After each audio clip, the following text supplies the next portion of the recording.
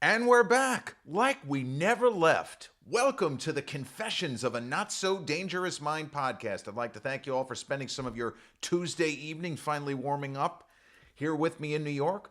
But once again, we're going to skip past all that promotional jazz and get right to the guts of the episode. You'll see I'm wearing slightly different garb than my usual Global Poker Monster Stack cap. I am wearing my vintage Superman versus Muhammad Ali collector's comic cap. And I am wearing my You Beat Me in a Dream, You Better Wake Up and Apologize t-shirt. A line which was famously utilized, paraphrased by Quentin Tarantino in the movie Reservoir Dogs during the dick measuring contest, spoiler alert, between Michael Madsen's Mr. Blonde and Harvey Keitel's Mr. White. The guys are joking around. They're laughing while insulting one another and threatening one another. And Michael Madsen's Mr. Blonde points a imaginary Clint Eastwood Gran Torino finger gun at Harvey Keitel, and Harvey Keitel says, "You shoot me in a dream, you better wake up and apologize." But I am not just accidentally wearing this garb, for today is a very important anniversary, not just in boxing history, but in sports history, and you can say the kind of balance of power symbolically, but in some ways literally, the world changed because of the events of February 25th, 1964. A young athlete took the second step in what would become one of the most extraordinary lives of the 20th century. And on this day, 1964, a brash young Olympic gold medalist boxer captured the World Heavyweight Boxing Championship in what at the time was a stunning upset. But historically, it was the only logical outcome, because as great as the incumbent champion was, there are those that would put him in his prime, easily top 10 of all time, and possibly even top 5. Very difficult to judge this guy, though, because we don't really know how good the competition was, but that's beside the point. On this day, 1964, Cassius Marcellus Clay Jr. defeated Sonny Liston by, it was called a 7th round TKO. Liston quit on his stool. He didn't want to go on with humiliation. It was a little bit like Roberto Duran just pretty much throwing in the towel because Leonard was humiliating him in their return fight. The infamous no mas. Well, I don't think that he actually said no mas. That was sort of apocryphal. But it is an important date. It is not necessarily that great of a fight.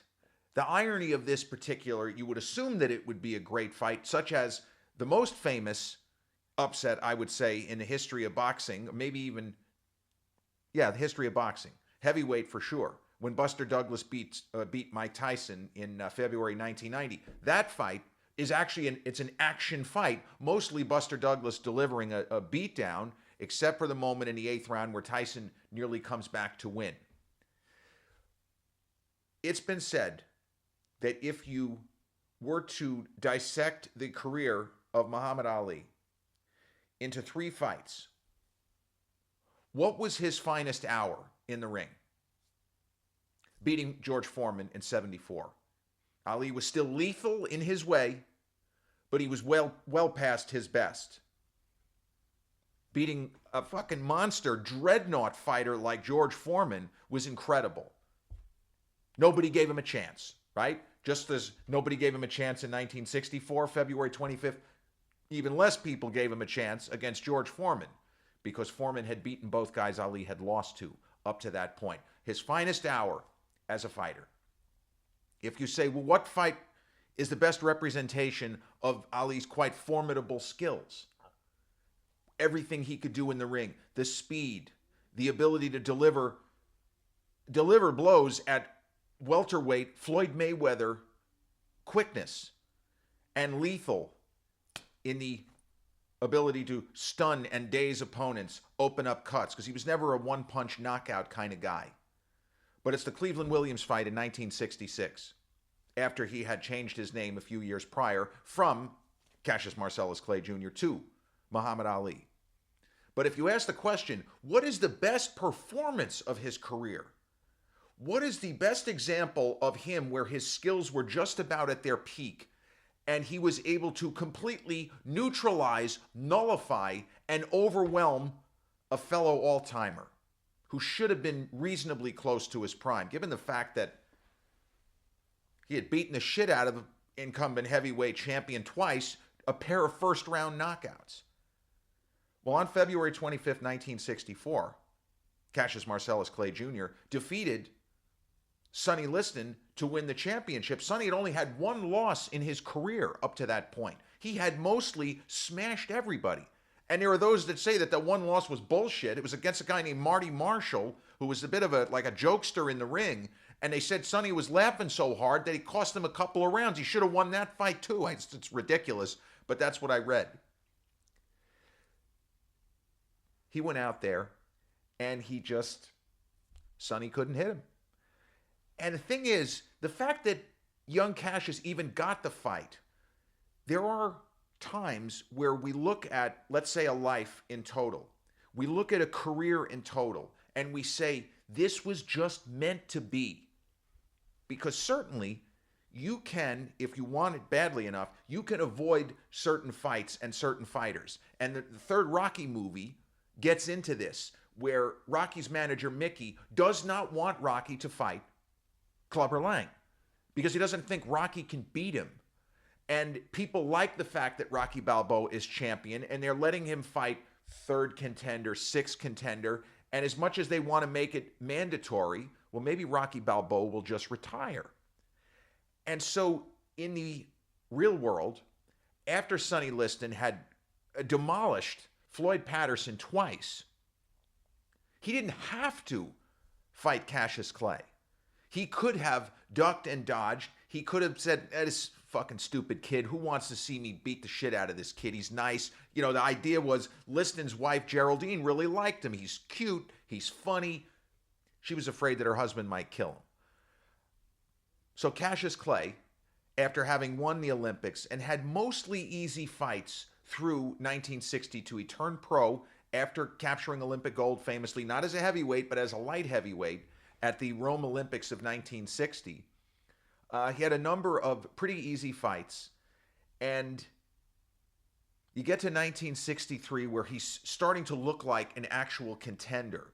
But he fought such a weird style that there were a lot of people that said, well, this kid can't be taken seriously. He looks good running around the ring, but he runs around the ring with his hands down. He throws punches from strange angles. I'm not sure we've ever seen anybody throw punches from these weird angles. He threw these kind of downward darts. He threw punches. His jab was conventional, but the right cross was not really even a right cross. It was just like a corkscrew kind of a punch. And the idea was, well, we don't know. He might lose his poise under fire. Maybe he's just a front runner because he's had so many easy fights.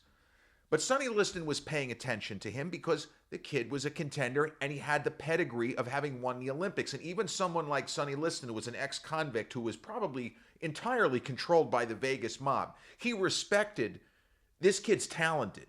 Yeah, I'm going to kill him, but he would be a worthy combatant.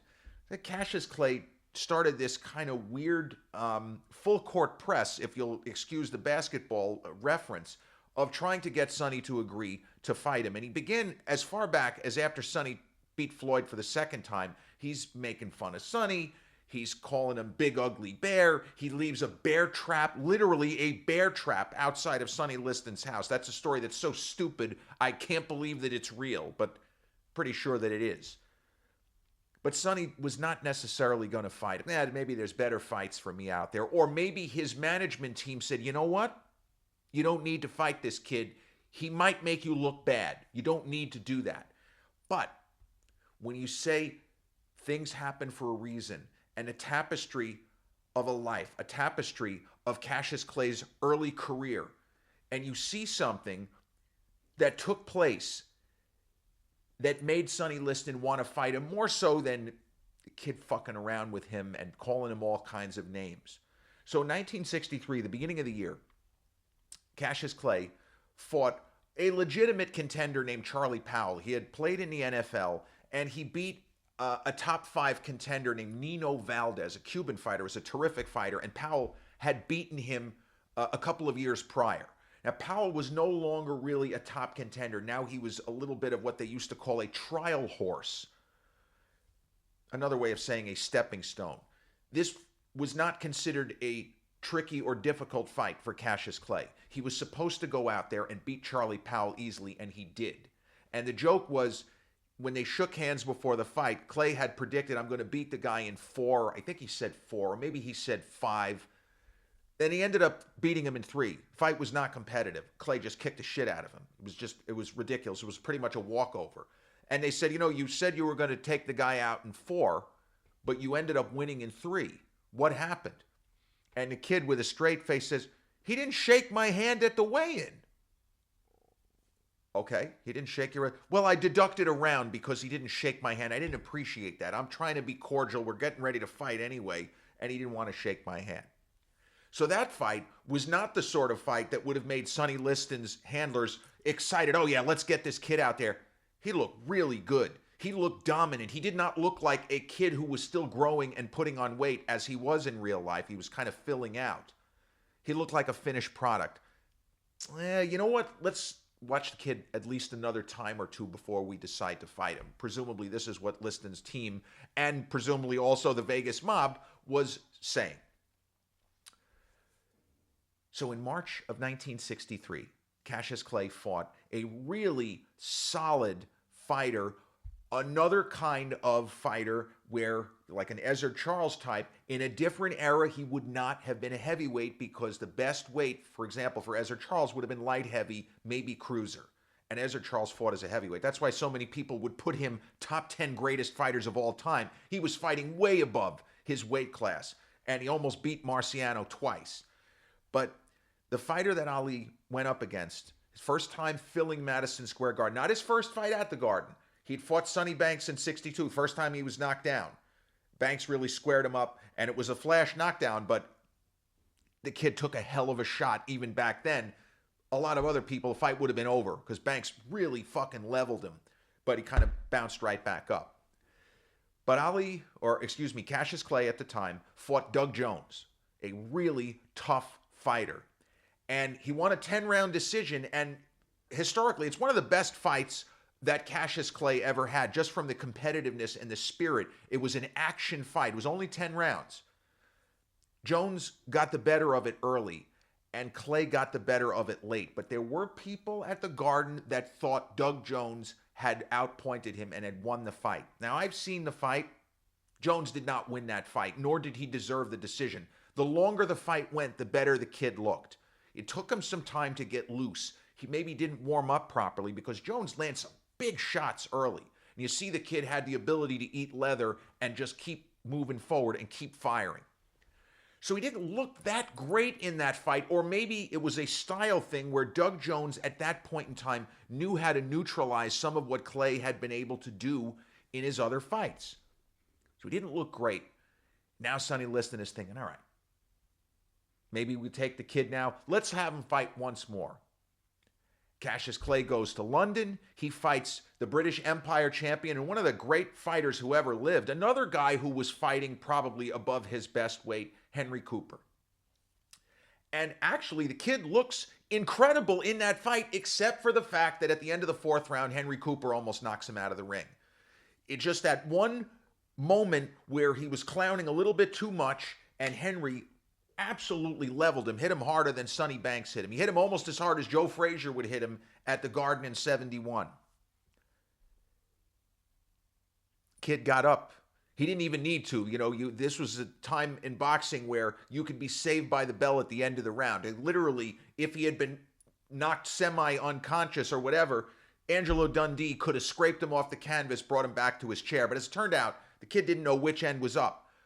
But he was already showing this kind of spirit that you really can't explain in certain fighters, where he went down, could have gone through the ropes, and he hopped up at the count of 3.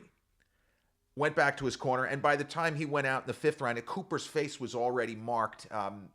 He really cut him up in the 5th. They had to stop the fight. It's a rare fight where a guy almost gets knocked out at the end of one round and then stops the fighter on cuts in the next round. I don't think there was ever a major fight where that happened. At least I can't think of it. But the idea here, the Powell fight was an easy fight. He struggled against Doug Jones, and Henry Cooper, who had a big left hook, not quite as powerful as Joe Frazier, and definitely not as powerful as that of Sonny Liston. So with the two difficult fights, there wasn't any reason, not just Sonny, but the people connected to him, he's going to kill this kid. Let's make a fight. So those two fights, now maybe he was going to get to take on Sonny anyway if he had dominated both Doug Jones and had had an easy go with Henry Cooper. But we'll never know. What we do know is the fight was made after he beat Cooper, and presumably the people connected to Sonny said, let's go. Kid's got no chance. And for the struggles that he had had in the previous two fights, at least publicly, Cassius Clay was supremely confident. I'm going to beat this guy, the big ugly bear. Liston's great. I'll get him in 8. He had all of these giggles before the fight. And even Sonny, there are pictures of them kind of chuckling. It was not always antagonistic between them. Liston, I think, got a kick out of the kid, but they didn't end up developing, at least to my knowledge, any sort of camaraderie the way young Ali had the issues with Floyd Patterson, where they had two tough fights over a 7-year period. But then they ended up becoming more or less lifelong friends. Floyd wasn't really that old when he passed. But in the pre-fight, the build-up to it, even with the acknowledgement, this is a very talented fighter, Cassius Clay, you're not supposed to be as quick as this at 210 pounds. You're not supposed to be able to take the kinds of shots that, yeah, Cooper knocked him down. The kid jumped up at the count of 3. Whether or not he knew which end was up, he got up immediately, and he went back to work the following round, and he carved him up. This kid's tougher than we think. You know, he was down early in the Jones fight, and he rallied. And if that fight had gone on any further, he would have won in a more dominating fashion because he was starting to walk Doug Jones down. And Doug Jones was a really tough fighter, and he was not going to quit. He wasn't going to stop throwing leather. But you could see by the 9th round, Cassius Clay is moving around as if he's a guy who knows he's not losing this fight. And it's just a matter of what are the judges saying. So the fight was scheduled for February 25th, 1964 at the Miami Beach Convention Center. And Cassius Clay trained in Miami at the famed 5th Street Gym.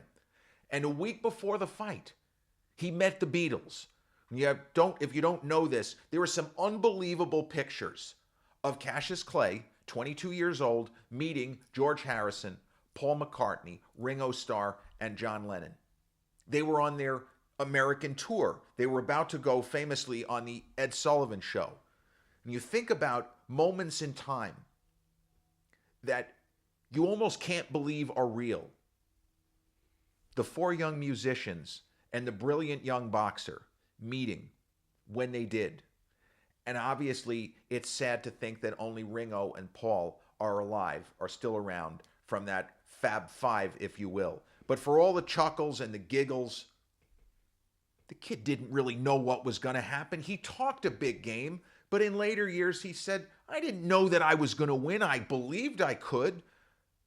He was implying he was not nearly as confident going into the fight as he portrayed. But the people around him kept telling him, just in case he needed a little bit of confidence boost or feeling like, no, you're right, you are going to take this guy. You're bigger than he is. You're a physically bigger guy, whether or not he outweighs you. He said, when you get into the ring, this is what Dundee told him, no matter how scared you might feel, you're going to tower over him and make sure that guy understands how much bigger than him. He's not going to be expecting you to tower over him the way you will. That's it. He went out and famously at the weigh-in, he was going berserk. He was trying to gain a psychological edge. It's the sort of thing that could have easily backfired. But he was carrying on like a lunatic at the weigh-in as if he was scared to death. As if he was trying to almost get out of the fight on a medical because this guy is loco. And Liston's wife, again, Geraldine, thought this kid's nuts. This kid's either nuts or scared to death or both. But Sonny didn't buy into that. He didn't think the kid seemed scared. I said, I think this kid might just be insane. I don't feel like he's afraid of me necessarily. The implication was, you're always going to be afraid of a crazy person. And it was a part of Sonny that honestly believed that Cassius Clay was nuts. And it was in the back of his mind. You never know what a fucking lunatic like this might do. I don't think he's scared. I just think he is bent. So when they got in the ring, and some great commentary, the broadcast, Steve Ellis was not necessarily that great of a commentator, but he was working with Joe Louis. And Joe Louis and Ali, or later Ali, but here Cassius Clay, they would end up having a bit of a complicated relationship. As young Cassius Clay, when he met and started to become friendly with Ray Robinson, they also had a bit of a complicated relationship. And in the case of Joe Louis, he had a lot of respect for the kid's talent, but he put a big bet on Sonny Liston, as almost every ringside observer, almost every boxing expert, did not expect the fight to go more than a couple of rounds. Despite the kid's talent, hey, Henry Cooper probably could have won that fight. If he had knocked him down with 30 seconds left in that round, he probably stops him. Again, the magic of Cassius Marcellus Clay Jr., later Muhammad Ali, was that even when things went wrong, they didn't go as wrong as they could. It was meant to be. So everybody said, Sonny's just going to take him out. There's no way. Kid doesn't hit hard enough to hurt him anyway. He throws these pitter-pat punches. Well, first round of Clay Liston 1964, you start to pick up on the excitement of Steve Ellis and Joe Louis. Not that they think Cassius Clay is going to win, but that he's even surviving the round. Surviving the round. He wins the first round going away. And the radio broadcaster was an incredible announcer named Les Kiter. He also picked up the excitement that Sonny just lost. This is the first round that he's lost in how many years? Because going back to the late 50s, he was just crushing everybody. Eddie Macon, Zora Foley, nobody could compete with him. So Joe Louis says, this is one of the greatest rounds I've seen. I don't even remember. He completely outclassed the champion in that round. Well, he's ahead 1-0. So the fight, when I said that it's not really that great of a fight, most of the fight is not competitive. This is not an action fight. Now, Ali was not an action fighter in that era. The most action-packed fight of his career was really, up to that point, was probably the Doug Jones fight, where all 10 rounds were competitive. Because the Henry Cooper fight, the kid wins the first 3 rounds, stops Henry in the 5th, and he was winning the 4th until he almost got knocked out of the ring. But this was not a competitive fight for most of the way. And at that point in his young career, he fought in spurts. He knew how to do enough to win rounds. And he was very canny and clever about conserving his energy. So if he had to get on his bicycle late in the fight, he could still do it. And this is something you even saw later in his career. For example, in the second fight with Frazier, that in the 12th round, he has conserved enough energy, despite the number of punches he threw in the second fight with Frazier. He is dancing and moving around the ring like it's the first round in the 12th. He just knew how far he could push in each round, where he would be able to refill the tank almost entirely if he had to. It's something that he just instinctively knew. He knew his body. He knew how to do. So in the third round of this fight, the third round is the key round. It's the round that kind of altered the course of boxing history. As Clay probably won the first 2, but the second round, maybe you could have scored it for Sonny. But in the third round, it's as if young Cassius saw that Sonny's face was starting to get puffy, and he abandoned his cautious game plan. He said, you know what? I'm not just out here to win a decision. I told people I'm going to stop Sonny in 8. I gotta make a stand. I got to show this guy I can bust him up. I can hurt him. Now, he never said this, but this is what it looks like watching it. And there's some pretty good quality footage available on YouTube. He opens up with a series of rights and lefts and vicious, rapier-like shots, the kinds of punches that stopped Archie Moore about 1.5 years prior, where he is just ripping, but he's not winging, he's not being reckless. He is throwing tight, controlled shots. And he rips open Sonny's left eye. Sonny's left eye was a bloody mess after this barrage. And he was just dictating pace. And he looked like he was in shape, but he missed so much early in the fight. He was throwing these attempted roundhouses and just winging, and he was hitting nothing but air. And those kinds of misses drain you. And the fact that he's getting hit in the head and peppered. So through 3 rounds, it's 2 rounds to 1. Through 4 rounds, it certainly looks like it's 3 to 1. But because Sonny's eye had gotten busted open, Willie Reddish and the other people in Sonny's corner, they put some liniment on the eyes, and it got on the gloves. And when Cassius Clay went back to his corner after round 4, his eyes were burning. He couldn't see. And those desperate seconds of him in the corner screaming, "Cut the gloves off, Angie, cut the gloves off, I can't see." It was in that moment, those desperate seconds, that Angelo Dundee himself kept boxing history going the path that it was taking at this moment when he was winning the fight, and he was probably going to stop Sonny in 6 or 7, and then all of a sudden the kid can't see. Cassius Clay was scared. He was going to go out and fight blind against this monster. No, fight's over. Maybe we'll get him next time. Angelo Dundee was having none of it. He said, "Cut the bullshit. This is the big one. This is the big one. Angie, I can't see. You get out there and you run. You get out there and you run." And when the buzzer rang for the fighters to get to their feet, Clay did something that a different referee may have immediately disqualified him. He turned his back and put his gloves over his head. And I don't think the referee, Barney Felix, if he saw it, it didn't register what may have been going on. But Dundee said, "You get out there and you run." And that's what he did. So Sonny could see something was wrong. I never believed the conspiracy theories that he deliberately juiced his gloves because he was losing. No, it's just one of those things that can happen. This liniment that was on the gloves got into Clay's eyes and temporarily blinded him. But he went out there and continued to circle and paw and stick his hand out to try to keep distance. He was Roberto Duran probably got it from him, where he was kind of not really committing to the jab, but just using it as a rangefinder to try to time what Sonny was going to do. And Sonny threw a lot of big shots, never quite landed because he was presumably tired and a little bit woozy from getting cut and getting beat around, especially in round 3. And by the end of the round, his eyes had cleared.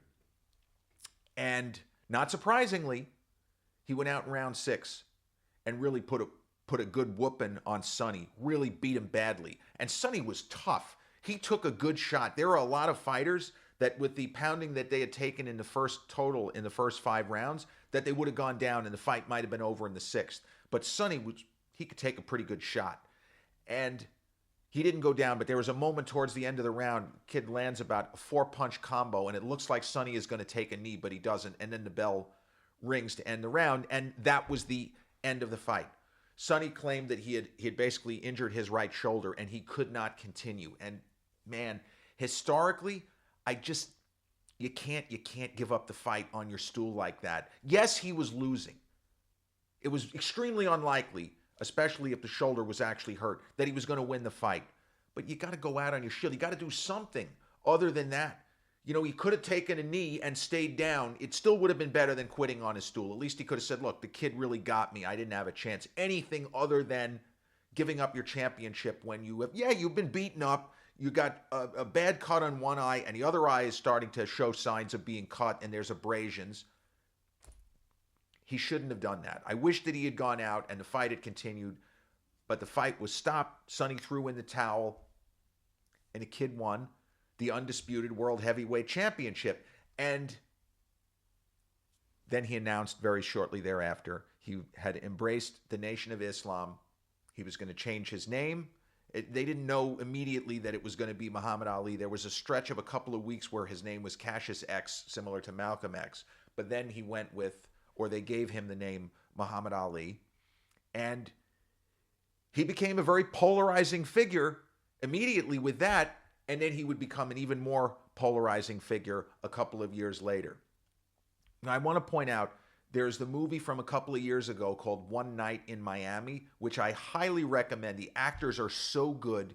It's loosely based on the night of February 25th, 1964, and it's mostly set after Cassius Clay has won the title. And he celebrated his win, and this part we know is true. He celebrated the win with Malcolm X, the famous football player, the late, great Jim Brown, and Sam Cooke, the fantastic singer. And all four of those men are gone now. But the movie One Night in Miami goes into a lot of detail about Cassius Clay contemplating giving up his faith that he was born into, which was Christianity, embracing the Nation of Islam, and everything that would go along with that, good and bad and ugly. And it's a really wonderful film. The actors are all good. Eli Goree was kind of a newcomer. He plays Cassius Clay. Aldous Hodge, a really good actor, plays Jim Brown. Leslie Odom Jr. plays Sam Cooke. He looks a lot like Sam Cooke. And Kingsley Ben-Adir, terrific actor, plays Malcolm X. It's a really good movie. It's free with Amazon Prime. It was actually produced by Amazon, and highly recommended to get a little bit more in depth with the kind of mindset of young Cassius Clay just before he became Muhammad Ali. 61 years ago today, in Miami Beach, Cassius Clay versus Sonny Liston, their first fight. Cassius Clay wins by 7th round TKO to take the World Heavyweight Boxing Championship. The second athletic step, still very early on in his life's extraordinary journey. This has been episode 452 of the Confessions of a Not So Dangerous Mind podcast. I'd like to thank you all for spending some of your Tuesday evening here with me in New York. And if you check out this episode on the YouTube channel, haven't done so already, please click like, subscribe, comment, share, turn on those notifications. Or if you catch this episode on the audio platforms such as Podbean, Spotify, iTunes, or the others in which we're hosted, same general rule applies. Click like, subscribe, share, and turn on those notifications. I'll be back with a new episode real soon. Till then,